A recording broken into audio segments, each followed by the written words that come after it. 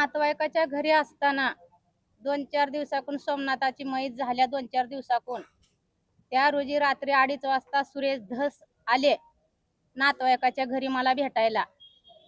2:30 वाजता आले. ते बोलले काय झालं नेमकं, कसं झालं. ह्यांना सर्व माहिती होतं. सोमनाथला पोलीस स्टेशन मध्ये मारलं, मर्डर केलं, पोलिसाच्या हातानं मारून त्यांचं खून करण्यात आलं ही माहीत असताना ते बोलले. आणि मुख्यमंत्री साहेबांनी असं कसं बोलले, चुकीचं बोलले, फार चुकीचं बोलले.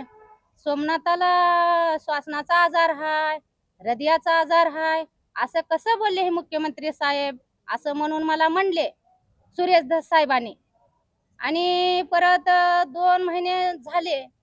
ह्यांना असं कसं सुचलं सोमनाथाला मारेकऱ्यांना, पोलीस ते गुन्हेगारी असणाऱ्याला ह्यांनी म्हणतात की मोठ्या मनानं माफ करा. मोठ्या मनानं आमचं मन छोटं आहे, आम्ही गरीब आहेत, आम्ही दगड फोडून कष्ट करून खाणारे माणसं आहोत आम्ही. आणि ह्या गरिबीतून माझ्या लेकराला मी शिक्षण, उच्च शिक्षण मध्ये माझ्या लेकराला मी शिकविले होते. माझा लेकरू वकील झाला होता. 17 तारखेला माझ्या लेकराचा पेपर होतं. मग ह्या लोकांनी मला छोटं मोठं मन करा आणि माफ करा म्हणतात. आमचं मन बारीक आहे, आम्ही काय कुणाला माफ करत नाही. गुन्हेगाराला तर शिक्षा व्हायलाच पाहिजे आणि आम्हाला न्याय मिळाला पाहिजे. आणि धस साहेबांनी काय करा, तुम्ही तुमचं मन मोठं आहे, तुमचं परिवार, तुमचं कुटुंब पोलिसाच्या ताब्यात द्या आणि 1-2 दिवस 4 दिवस मारू द्या तुमच्या कुटुंबाला हाडं मोडूजीपर्यंत. 1-2 मर्डर होऊ द्या त्याच्यामध्ये, मग तुम्ही माफ करा. आमच्यानं माफ करणं होत नाही. माझ्या पोटात हेंडगा पडलंय, माझा पोटचा गोळा गेलाय, मला रात्री मला चैन पडणार. मला लय फार ही चुकीचं बोलल्यात ही धस साहेब. हे चुकीचं बोलणं मी सहन करणार नाही आणि मला सहन होत नाही.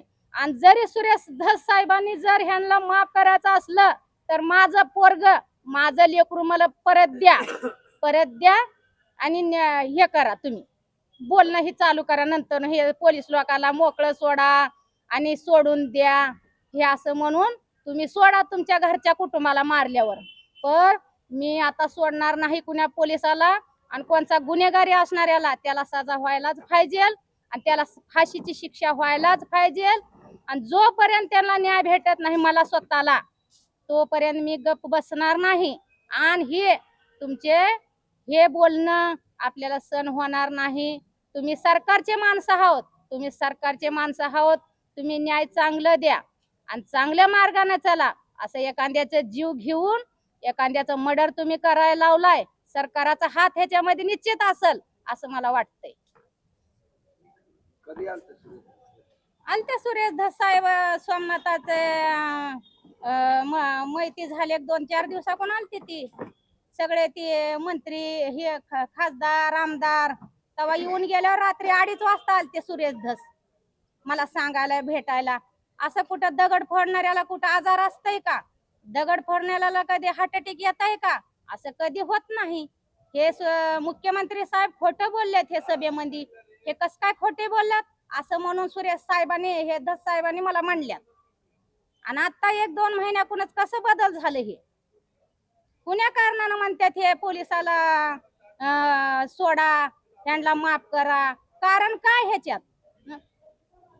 मग ह्याने काय तर ह्यांच्या खाल्ले असतील ही मध्ये काय तर सरकाराकडून, म्हणून हे असं बोलणं येतंय त्यांना.